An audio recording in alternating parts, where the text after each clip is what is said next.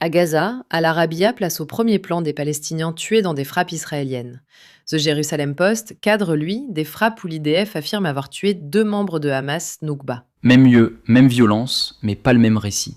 D'un côté, le bilan humain rapporté par des responsables de santé, de l'autre, le résultat opérationnel revendiqué par l'armée israélienne. La situation humanitaire à Gaza alimente un débat international sur les bombardements israéliens, les conditions de vie des civils et l'action des organisations humanitaires. Alors jusqu'où la couverture diverge-t-elle entre médias arabes, israéliens, occidentaux et latino-américains, notamment dans leur récit des victimes et de l'aide humanitaire? Et cette différence ne tient pas seulement aux faits sélectionnés. On verra ce que le récit militaire laisse apparaître des priorités éditoriales. Puis il faudra ouvrir le carnet de marche de la rédaction et comprendre pourquoi le pays depuis lequel un média regarde Gaza peut modifier tout son angle. Commençons par ce que l'auditeur rencontre immédiatement. La formulation d'Al-Arabiya est directe. Des frappes israéliennes ont tué au moins 3 Palestiniens dans la bande de Gaza jeudi. Le média attribue ce bilan à des responsables de santé. Donc son point d'entrée, ce sont les personnes tuées. Avant la logique militaire, avant l'identité d'une cible éventuelle, Al-Arabiya donne un bilan humain immédiat et précise d'où vient l'information. The Jerusalem Post organise autrement son extrait. Le journal israélien part d'un communiqué de l'armée. L'IDF affirme avoir tué 2 membres de Hamas Noukba lors de frappes sur la bande de Gaza dimanche. Et là, le centre du récit se déplace. Al-Arabiya fait voir les frappes par le bilan de Palestiniens tués, rapporté par des responsables de santé.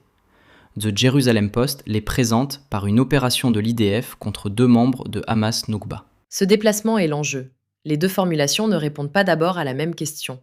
Combien de personnes ont été tuées ou qui l'armée dit-elle avoir visé et tué? Pour comprendre Gaza à travers ces extraits, il faut donc regarder autant le fait rapporté que l'ordre dans lequel il devient visible. Ouais, Léa. Un bilan transmis par des responsables de santé et un communiqué de l'IDF, ce ne sont pas les mêmes sources. Est-ce qu'on peut vraiment les mettre face à face? Pas pour décider laquelle dit toute la vérité. On les rapproche pour observer le choix éditorial. Al-Arabiya retire le bilan humain communiqué par les responsables de santé. Le quotidien israélien retire la qualification militaire fournie par l'IDF. L'écart entre ces portes d'entrée est précisément l'information. Autrement dit, une personne qui ne lit qu'un seul de ces récits ne reçoit pas seulement des données différentes.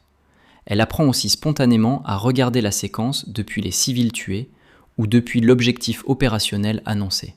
Voilà le premier résultat de l'enquête. À Gaza, le même lieu médiatique se compose de priorités concurrentes. Le bilan humain structure l'extrait d'Al-Arabiya. L'annonce de l'IDF structure celui de The Jerusalem Post. Et lorsque les institutions humanitaires entrent dans le récit, les civils ne disparaissent pas. Leur situation est racontée à travers ceux qui doivent gérer la crise. Télésur fait ainsi apparaître l'ONU et Ramiz Alakbarov, son coordonnateur spécial adjoint pour la paix au Moyen-Orient. Ce choix déplace le regard vers les besoins civils et la réponse institutionnelle. L'enjeu n'est plus seulement ce qui arrive à Gaza, mais la manière dont une organisation internationale intervient dans cette situation. Acharq al-Ossat choisit une autre institution, l'UNRWA. Le quotidien relaie le rejet par l'Égypte de ce qu'elle décrit comme un ciblage israélien méthodique de l'agence. Donc, 2 portes d'entrée distinctes. Télésur cadre la gestion de crise par l'ONU. Acharq al-Ossat place au centre la capacité même de l'UNRWA à agir. Dans les 2 cas, l'institution structure le récit, mais pas autour du même problème. Ouais, Léa. Si on regarde Al-Arabiya, l'institution ne prend justement pas toute la place. L'extrait rapporte que des Palestiniens ont été tués dans des frappes israéliennes, d'après des responsables de santé. Exact, et c'est l'écart qui compte. Al-Arabiya organise son extrait autour du bilan humain, Télésur autour de l'ONU, Acharq al-Ossat autour de l'UNRWA et de sa capacité d'action. 3 cadrages qui relient la crise humanitaire à des acteurs différents, sans lui donner la même priorité narrative. Et ce déplacement vers les acteurs change encore avec la presse israélienne. Le bilan humain, rapporté par Al-Arabiya, cède la place, dans The Jerusalem Post, au communiqué de l'armée. L'IDF dit avoir tué 2 membres de Hamas Noukba lors de frappes sur la bande de Gaza. Ici, le sujet grammatical, c'est l'IDF. L'armée parle, agit et désigne ses cibles. The Jerusalem Post construit donc cet extrait autour d'une opération militaire, là où Al-Arabiya faisait entendre des responsables de santé. Et Inet reprend la même porte d'entrée, mais au Liban. L'IDF accuse le Hezbollah d'avoir lancé 2 drones d'attaque à sens unique contre des troupes israéliennes sur la crête d'Ali Al-Taher. Oui. Autre lieu, autres acteurs, même priorité narrative. Les forces armées, leurs déclarations et la séquence des actions. Moi et Léa, ce n'est donc pas seulement une différence de vocabulaire. The Jerusalem Post part des cibles annoncées par l'IDF. Télésur organise son extrait autour d'un responsable de l'ONU. On ne regarde littéralement pas la crise depuis le même interlocuteur. Exactement. Les 2 médias israéliens retenus ici privilégient les acteurs armés et les déclarations militaires. Télésur et Acharq al-Awsat placent plutôt l'ONU ou l'UNRWA dans leur récit. L'information, c'est ce choix de celui qui agit, subit ou parle, pas un verdict entre ces angles. Et cette place donnée aux acteurs armés va prendre une autre dimension quand les menaces politiques entreront dans le récit. On y vient.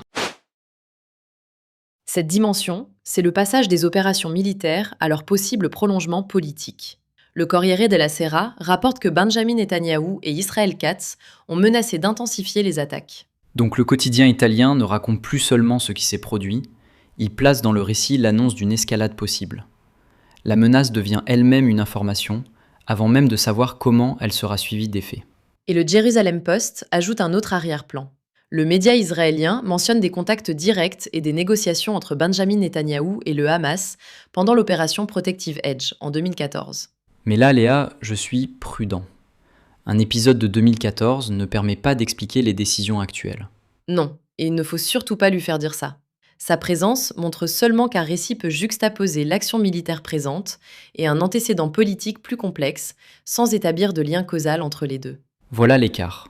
Le Corriere della Sera met l'accent sur une escalade annoncée par 2 responsables israéliens.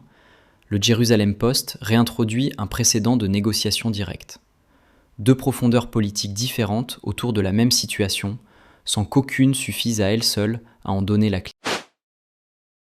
Dans le carnet, on a donc noté une prudence de méthode. Comparer ces récits, ce n'est pas chercher lequel résume Gaza à lui seul. C'est observer ce que chaque extrait place au premier plan. Premier choix, suivre le point d'entrée. Al-Arabiya ouvre sur des Palestiniens tués dans des frappes israéliennes. The Jerusalem Post commence par l'annonce de l'IDF sur des membres de Hamas Nourba tués. Ici, le bilan humain, là, l'annonce militaire. Et on ne les traite pas comme 2 réponses à la même question. On mesure une différence de hiérarchie. Qui apparaît d'abord, qui parle, et quel événement organise la suite du récit.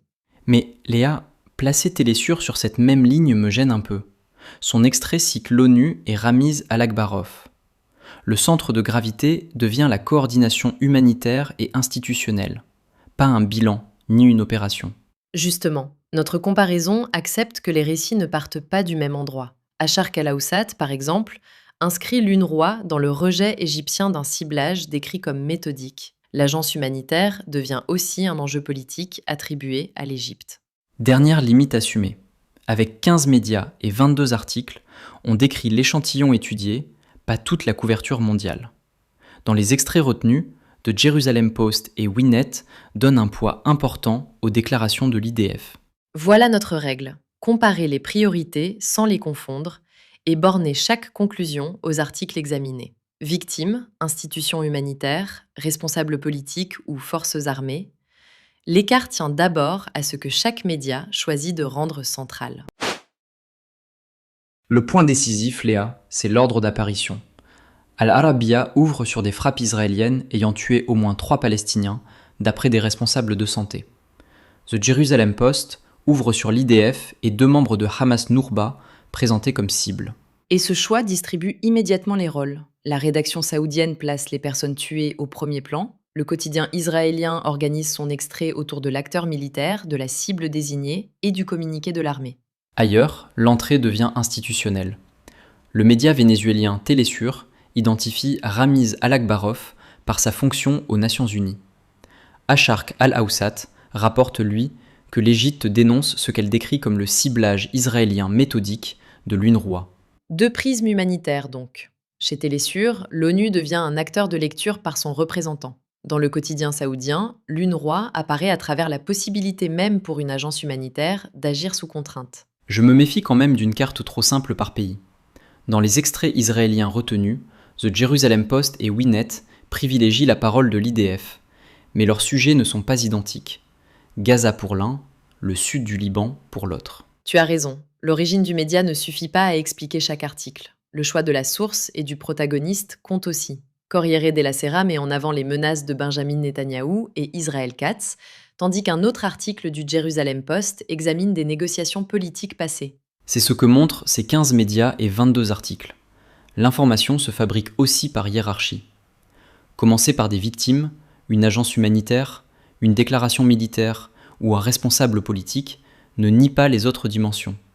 Cela décide de celle que le lecteur rencontre d'abord. Alors, dans quelle mesure les médias arabes, israéliens, occidentaux et latino-américains divergent-ils sur les bombardements israéliens, les conditions de vie à Gaza, les victimes et l'action humanitaire ? L'écart est dans la hiérarchie des récits. Certaines couvertures retenues ouvrent sur les victimes et les acteurs humanitaires. D'autres privilégient les déclarations militaires, les menaces ou les négociations politiques. On a mis ces cadrages face à face, à vous de juger. Retrouvez l'enquête complète, toutes ses sources et les fiches médias sur Glucose.press. Abonnez-vous et rendez-vous pour une nouvelle enquête en vidéo chaque mercredi à 18h, vendredi à 16h30 et dimanche à midi.